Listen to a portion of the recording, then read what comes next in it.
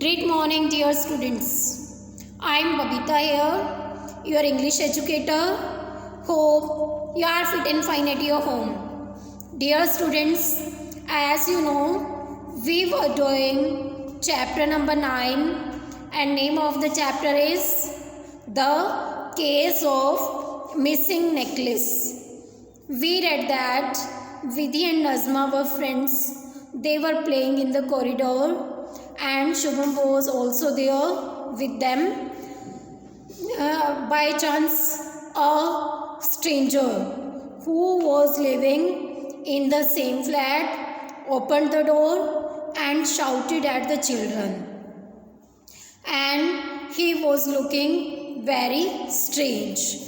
In the morning, Vidhi watched the news and there was a breaking news that a necklace whose price was $12 million were stolen from the city's museum, and a reward was also proclaimed for that. Who will give information regarding that necklace?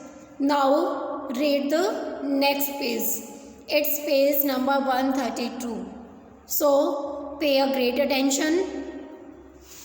That afternoon, Vidhi went to Nazma's house to return her set of color pencils which she had borrowed.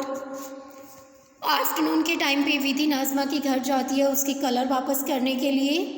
While coming back to her flat, जब वो अपने flat पर वापस आ रही थी, she heard loud voices from the flat where the huge man lived. तो उसने आवाज़ें सुनी जोर जोर से जहाँ पर वो विचित्र आदमी रह रहा था. She stood there for a second. कुछ सेकंड के लिए वो वहाँ खड़ी हो गई. Trying to overhear what was being said inside. और ट्राई करने लगी कि भाई वो सुने कि अंदर क्या चल रहा है. She was no less than a curious cat. वो किसी क्यूरियस कैट की भांति लग रही थी. मीन्स उसे कुछ जानने की इच्छा हो रही थी. You should have thought about the escape route. Don't blame me. We better leave in a day or two. The necklace has got to be taken somewhere. कि भाई तुम दो आदमी थे वो आपस में बात कर रहे थे कि तुम्हें अब बचने की कोशिश करनी चाहिए. फिर दूसरा कह रहा है कि मेरे ऊपर ब्लेम मत करो, हम 1 या 2 दिन में चले जाएंगे और नेकलेस को ठिकाने लगा देंगे. She heard footsteps coming towards the door before she ran towards her flat as fast as she could. फिर उसे ऐसे लगा कि भाई कोई उसकी तरफ आ रहा है. फुटस्टेप, पैरों के निशान, चलने के निशान उसे सुनाई दिए. तो वो क्या करती है, जल्दी से वापस अपने फ्लैट की तरफ आ जाती है जितनी जल्दी वो आ सकती थी. In the evening, she told Shubham and Nazma about the incident and the lost necklace. फिर इवनिंग के टाइम पर विधि ने ये बात शुभम और नज़मा को बताई और लॉस्ट नेकलेस की जो न्यूज़ थी उससे रिलेटेड बात भी उनको बताई. Shubham laughed at her. You girls are going to catch the thief. Shubham उन पर हंसने लगा कि भाई तुम जो ये लड़की है तुम चोर को पकड़ने वाली हो. I'm strong and intelligent boy. Let me catch the thief. It need courage, planning, and an alert mind to solve such cases. कि भाई मैं स्ट्रॉन्ग और इंटेलिजेंट बॉय हूँ. इस ऐसे कामों के लिए साहस की, प्लानिंग की, अलर्ट माइंड की आवश्यकता होती है और तुम दोनों ये सब नहीं कर सकती. Anyway, I think you are just being foolish in amazing things. और ऐसा लग रहा है जैसे तुम वैसे ही बकवास कर रही हो और जस्ट इमेजिन कर रही हो ऐसी बातों को. See you tomorrow. तुमसे कल मिलता हूँ. फिर क्या होता है, Vidhi and Nazma were infuriated. Means वो गुस्सा हो जाती है. इन्फ्यूरिएटेड, क्रोध आना. How dare he think that we girls can not solve such cases. उसकी हिम्मत कैसे हुई ये कहने की कि हम लड़कियाँ ऐसे केस सोल्व नहीं कर सकती. Najma added, that's not fair. Najma ने कहा कि ये ठीक नहीं है. As they turn towards the lift, वो लिफ्ट की तरफ मुड़े. The door of a tenant flat open. तभी जो वो किराएदार था उसके फ्लैट का जो दरवाज़ा था वो ओपन हुआ. The same bearded man stormed out of the door with the briefcase in his hand. वही bearded man, दाढ़ी वाला आदमी वहाँ एकदम से निकला, उसके हाथ में briefcase था. Vidhi winked at Nazma, and as the man approached the lift, she dashed towards him and pretended to slip. She fell right on his legs. फिर विधि ने उसे इशारा किया नज़मा को और ऐसा दिखावा किया कि वो बाई चांस स्लिप हो गई है और वो जाके उसके पैरों में पड़ी.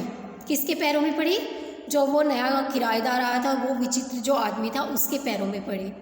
As Vidhi fell on the floor the bearded man tripped. जैसे ही वो पड़ी तो जो बियर्डेड मैन था वो एकदम से चौकन्ना हो गया. The briefcase slid across the floor and fell open at Nazma's feet. वो जो ब्रीफकेस था वो फ्लोर पर गिरा और नाज़मा के पैरों के पास जाकर ओपन हो गया. एवरीथिंग दैट इट कंटेन ले स्कैटर्ड. इसमें जो भी था वो चारों तरफ बिखर गया. स्कैटर्ड का मीनिंग होता है बेटा बिखर जाना. Among the camera, stationery, pamphlets, a diary, dashed a beautiful necklace. इसमें जो जो थे जैसे कैमरा था, स्टेशनरी थी, पैम्फलेट्स या डायरी, डैश्ड मीन्स चमकता हुआ हार.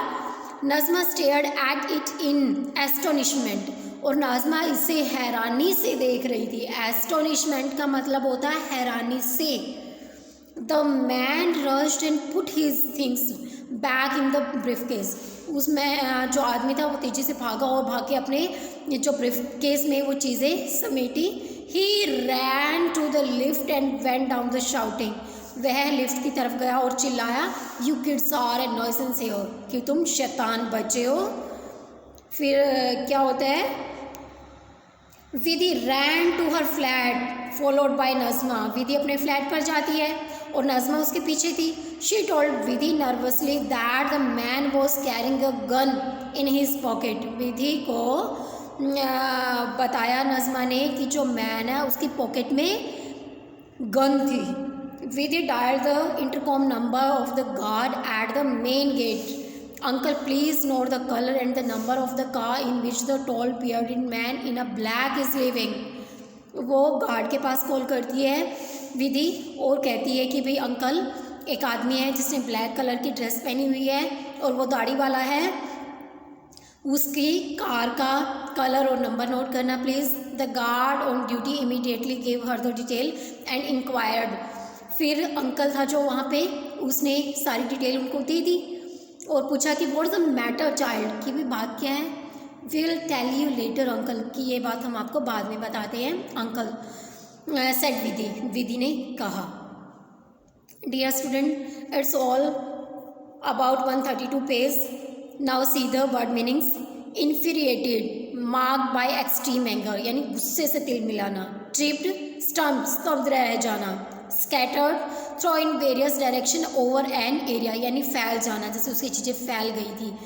Pamphlet, an unbound printed work usually with paper cover. Paper cover के जो बैनर होते हैं उनको पैम्फलेट्स बोलते हैं. डेजल्ड, शोन, चमकता हुआ. एस्टोनिशमेंट, ग्रेट सरप्राइज, हैरानी से. This is all about today. Dear students, we will complete this chapter tomorrow, so you have to read page number 132 and learn these word meanings. This will be your homework. Thank you and have a nice day. Bye beta.